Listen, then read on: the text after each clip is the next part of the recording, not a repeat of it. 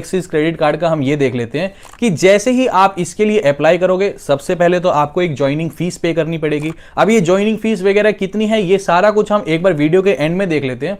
ठीक है, एक बार के लिए हमने ज्वाइनिंग फीस भी पे कर दी। सबसे पहला point Flipkart axis credit card ये बोलता है कि अगर आप फ्लिपकार्ट या मिंत्रा से किसी भी प्रोडक्ट के लिए शॉपिंग करोगे तो आपको सीधा सीधा 5% का कैशबैक मिलेगा। दूसरा पॉइंट ये बोलता है कि इनके कुछ पार्टनर ब्रांड्स हैं, उन ब्रांड से अगर आप शॉपिंग करते हो तो उसमें आपको सीधा सीधा 4% का कैशबैक मिलेगा। अब एक बार हम ये देख लेते हैं कि इनके कौन कौन से पार्टनर ब्रांड्स हैं। Cleartrip, curefit, PVR, Swiggy, Tata 1mg, Tata Sky और उबर। इन सब के अलावा यानी फ्लिपकार्ट, मिंत्रा और इन ब्रांड्स के अलावा कहीं पर भी आप जब शॉपिंग करोगे तो उस केस में आपको हर बार 1.5% का कैशबैक मिलेगा। अब यहां तक सारी चीजें ठीक है, लेकिन यहां पर ध्यान देने की बात यह है कि नीचे एक लिस्ट और है जो यहां पर आपको टर्म्स एंड कंडीशन के ही सेक्शन में मिलेगी। यहां पर एक्सिस बैंक क्लियरली ये बोलता है कि आपको किसी भी तरह का कैशबैक नहीं मिलेगा। अगर आप अपने क्रेडिट कार्ड से फ्यूल स्पेंड करते हो तब आपको कोई कैशबैक नहीं मिलेगा।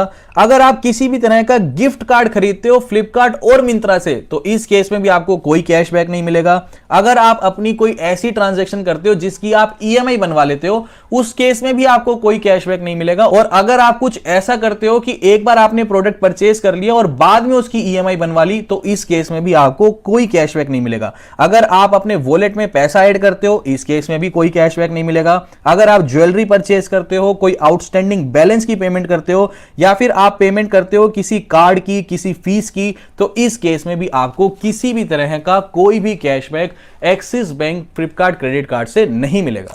अब यहां पर दूसरा पॉइंट ये आता है कि जैसे ही हम इस वेबसाइट को ओपन करते हैं, यानी अगर मान लीजिए आप axis bank Flipkart credit card को अप्लाई करने के लिए इनकी ऑनलाइन वेबसाइट पर विजिट करोगे तो नीचे आपको बड़ा बड़ा दिखाई देगा कि वेलकम बेनिफिट्स। वहां पर क्लियरली लिखा हुआ है कि 1100 रुपीज का वेलकम बेनिफिट आपको मिलेगा। आपको लगेगा वाह ये तो बहुत अच्छी बात है कि मुझे लगभग 500 रुपए ज्वाइनिंग फीस पे करनी है और मेरे को 1100 रुपए का वेलकम बेनिफिट मिल रहा है। लेकिन वेट, जैसे ही आप नीचे टर्म्स एंड कंडीशन के पेज पर क्लिक करोगे वहां पर क्लियरली लिखा हुआ आएगा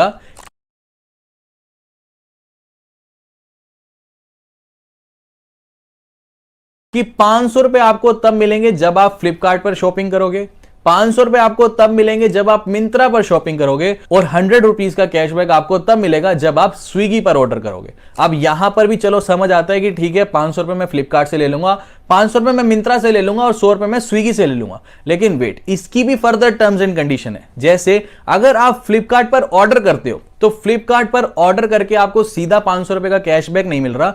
इस केस में एक्सिस बैंक ये बोलता है कि आप ऑर्डर कर लो, आपको नेक्स्ट ऑर्डर के लिए एक फ्लिपकार्ट का वाउचर मिलेगा, यानी आपको एक वाउचर मिलेगा।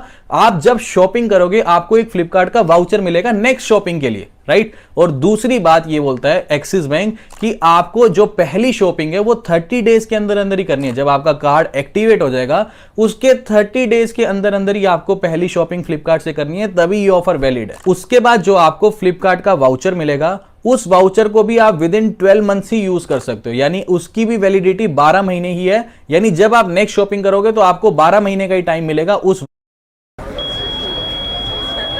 शॉपिंग करोगे तो आपको 12 महीने का ही टाइम मिलेगा उस वाउचर को यूज करने का। दूसरी तरफ जब हम मिंत्रा की तरफ जाते हैं तो यहां पर भी क्लियरली यही बोलता है कि आपको 30 डेज के अंदर अंदर मिंत्रा में एक शॉपिंग करनी है, तभी आपको 500 रुपए का कैशबैक मिलेगा। ठीक है, इस बार यहां पर मिंत्रा में कैशबैक मिलेगा, फर्दर नेक्स्ट शॉपिंग के लिए वाउचर नहीं दे रहे, ये बहुत अच्छी बात है। लेकिन यहां पर एक पॉइंट और ये है कि मान लीजिए मिंत्रा कोई डिस्काउंट दे रहा है 20% का, ऑलरेडी अपनी वेबसाइट पर ही मान लीजिए कोई 20% का डिस्काउंट दे रहा है, उस केस में एक्सिस बैंक ये बोलता है कि आपको एक ही डिस्काउंट लेना पड़ेगा, या तो यहां पर 500 रुपए का डिस्काउंट ले लो या फिर मिंत्रा का 20% का डिस्काउंट ले लो। दोनों डिस्काउंट आप नहीं ले सकते। तो यहां पर आपको सोच करके ही क्रेडिट कार्ड लेना है। ऐसा नहीं कि आपको यह सोचना है कि पहले पेज पर उन्होंने लिख दिया कि 1100 रुपए का डायरेक्ट कैशबैक मिलेगा। अंदर टर्म्स एंड कंडीशंस को पढ़ना है। ज्यादातर लोग आपको बिल्कुल भी टर्म्स एंड कंडीशंस के बारे में नहीं बताएंगे।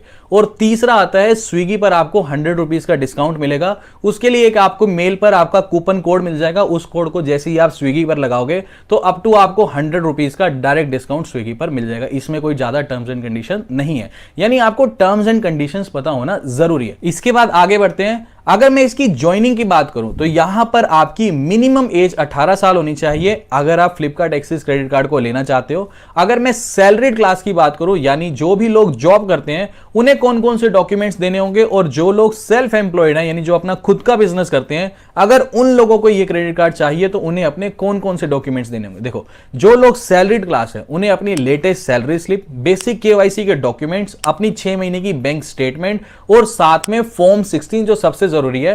फॉर्म 16 के अंदर आपको आपकी कंप्लीट फाइनेंशियल ईयर की सैलरी डिटेल्स मिल जाएगी। दूसरी तरफ अगर आप सेल्फ एम्प्लॉयड हो तो इस केस में आपको अपनी आईटीआर, साथ में अपने बेसिक केवाईसी के डॉक्यूमेंट्स। आईटीआर आपको 2 साल की अपनी बैंक को रिप्रेजेंट करनी पड़ेगी। इन सब के अलावा ज्वाइनिंग फीस यानी इनिशियली आपको